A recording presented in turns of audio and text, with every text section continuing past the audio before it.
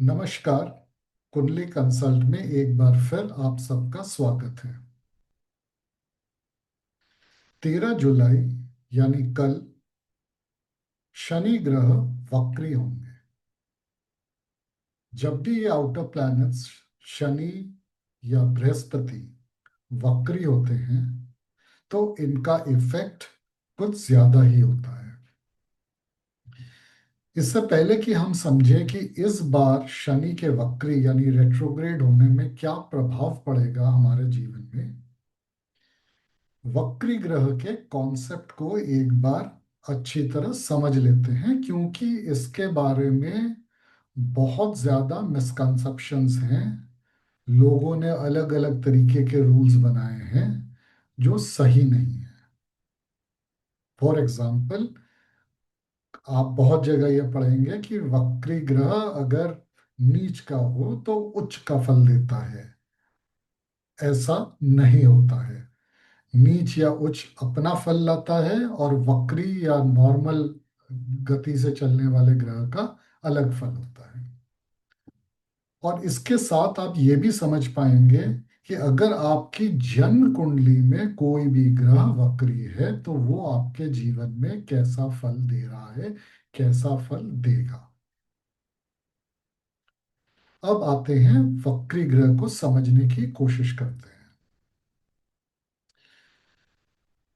बहुत पहले मैंने वीपी गोयल साहब का एक वक्री ग्रह पे एक छोटा सा वीडियो देखा था, और मेरे ख्याल से उससे ज्यादा सरल तरीके से शायद वक्री ग्रह को किसी ने नहीं बताया है।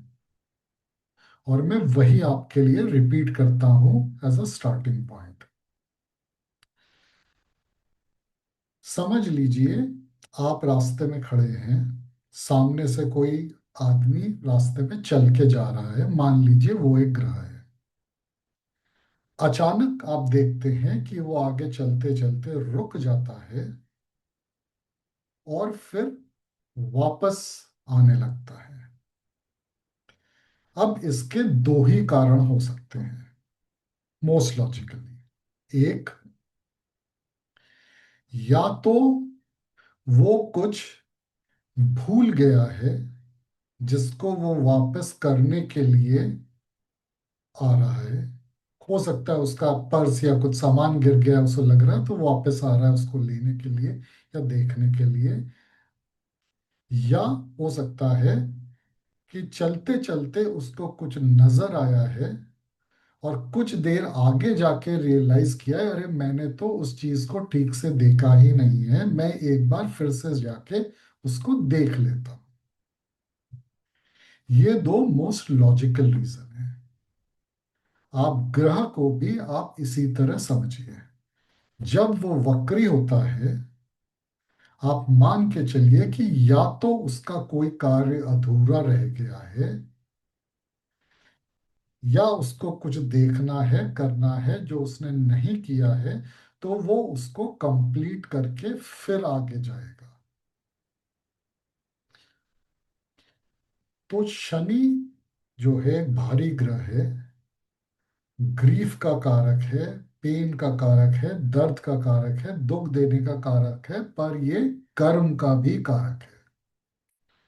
तो मतलब वो वापस आ रहा है तो आपके कर्म से रिलेटेड कुछ ऐसा छूट गया है या कुछ ऐसा नहीं हुआ है जो उसको कंप्लीट करना है।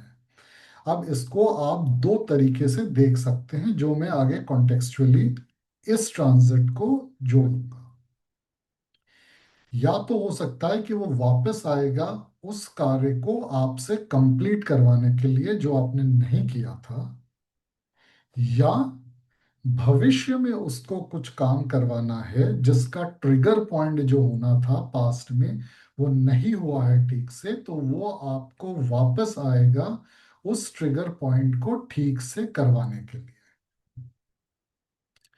ये वक्री ग्रह का, शनि के वक्री होने का ये मूल रीजन है।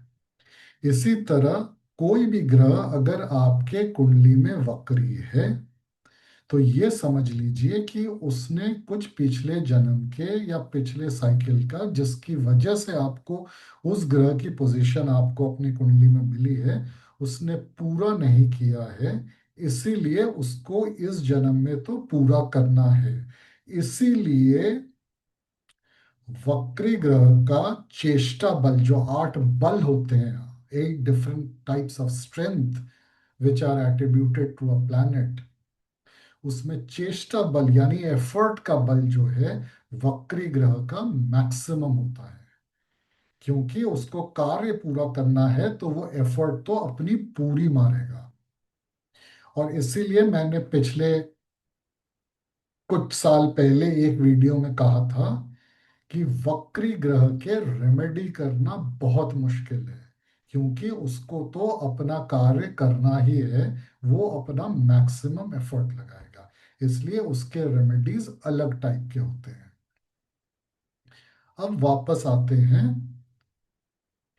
इस शनि के वक्री होने में क्या अलग है। शनि हर वर्ष, हर साल 3 से 4 महीने वक्री रहता है।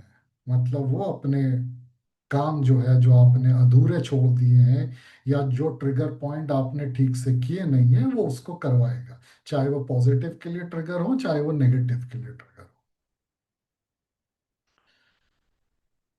इस बार वक्री में ये फर्क है, शनि के वक्री में, कि जब शनि वक्री है उस समय बृहस्पति अतिचारी मोशन में है। और जिन लोगों ने मेरे पिछले कुछ महीने में 2 वीडियोस इंपॉर्टेंट आए हैं, एक बृहस्पति का अतिचारी मोशन और शनि का मीन राशि में गोचर, अगर ये नहीं देखा है, इन दोनों को जरूर से देख लीजिए इस वीडियो को ठीक से समझने के लिए। एक पर्टिकुलर शास्त्र में, मुझे अभी याद नहीं आ रहा कि इसमें शायद बृहद जातिका में या सर्वार्थ चिंतामणि, किसी एक में ये बताया गया है कि जब बृहस्पति अतिचारी होता है और उस समय शनि अगर वक्री हो, तो वो समय बहुत ही डिफिकल्ट होता है दुनिया के लिए, लोगों की जिंदगी के लिए। के एन राव साहब ने भी इसका मेरे ख्याल से एक बार कहीं पे जिक्र किया है। और ये आप पिछले हिस्ट्री में, 100 साल की हिस्ट्री में जाके देख सकते हैं कि अगर किसी वर्ष बृहस्पति अतिचारी हुआ है, उस समय अगर शनि वक्री हुआ है, तो देश दुनिया का माहौल किसी न किसी वजह से बिगड़ा है, बड़े हादसे हुए हैं। इसका रीजन समझना ज्यादा इंपॉर्टेंट है, जिससे कि आप अपने जीवन को कंट्रोल कर सकें और संभल के रह सकें। दोनों ही भारी ग्रह हैं, दोनों ही आउटर प्लैनेट है, यानी दोनों ही ग्रह जो हैं अपना काम धीमे धीमे दिखाते हैं, लंबी अवधि में दिखाते हैं और परमानेंट मार्क छोड़ते हैं। इसलिए इनके इफेक्ट्स लॉन्ग टर्म में होते हैं। बृहस्पति जो है वो हैप्पीनेस यानी खुशी, सुख दुख, overall mental health, wellness, physical health का कारक है, वो जीव कारक है। दूसरी तरफ शनि एकदम उसके विपरीत ग्राउंड रियलिटी है, हार्ड लेबर है, पेशेंस है और पेन यानी दुख का कारक है।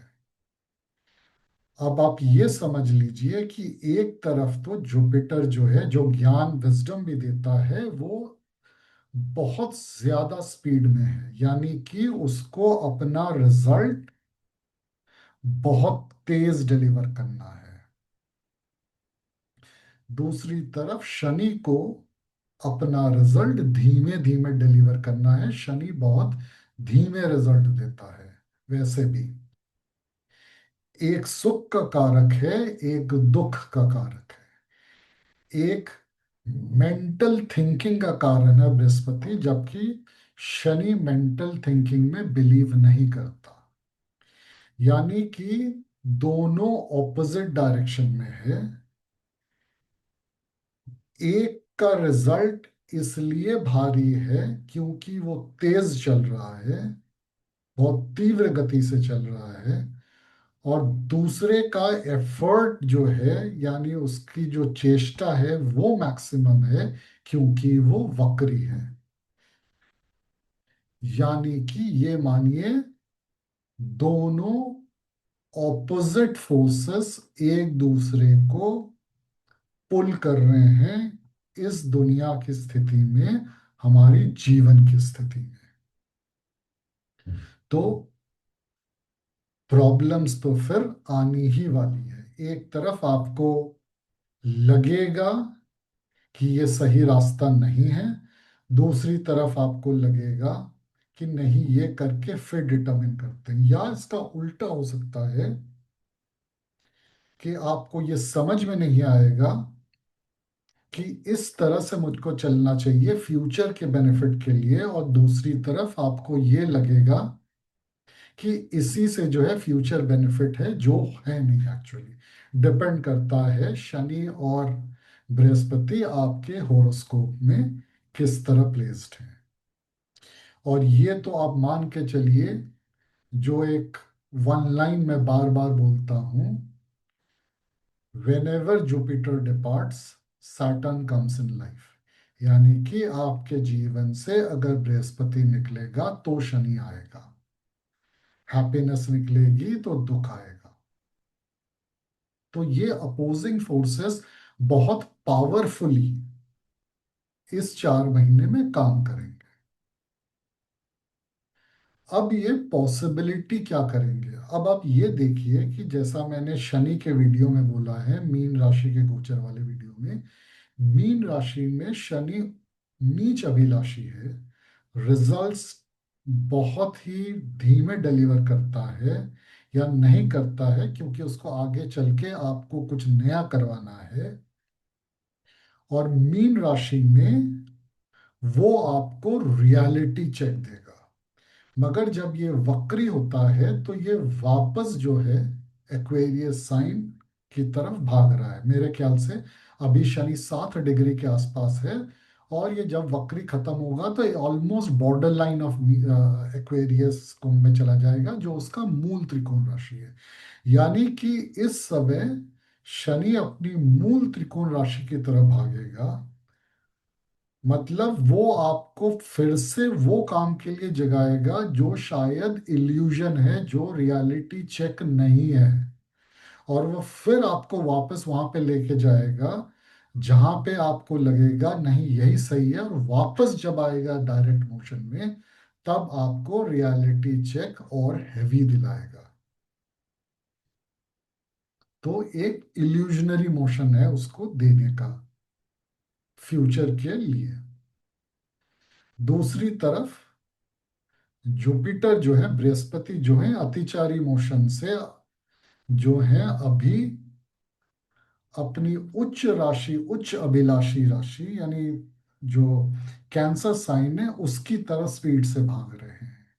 यानी कि जुपिटर जो है अपनी नॉलेज, अपनी विजडम बहुत फास्ट डिलीवर करेंगे, जो बहुत लोगों के लिए एब्जॉर्ब करना, समझना मुश्किल होगा अगर आपका जुपिटर आपके चार्ट में अच्छा नहीं है तो इसलिए एक तरफ जिनका जुपिटर सैटर्न, जुपिटर खासकर जिनका बहुत अच्छा नहीं है, एक तरफ आप एक बार फिर इल्यूजन की तरफ भागेंगे अवे फ्रॉम रियलिटी, और दूसरी तरफ वो आपको समझ में नहीं आएगा कि वो सही में रियलिटी नहीं है, या बाद में प्रॉब्लम आने वाली है क्योंकि आप जुपिटर का विजडम इस स्पीड में ग्रैब नहीं कर पाएंगे। Jupiter is very high frequency, Saturn is very low frequency.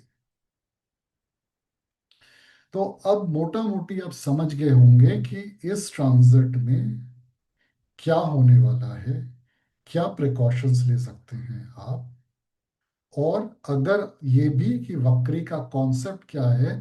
अगर आपकी कुंडली में कोई ग्रह वक्री है तो उसका फल आपको कैसे मिलेगा।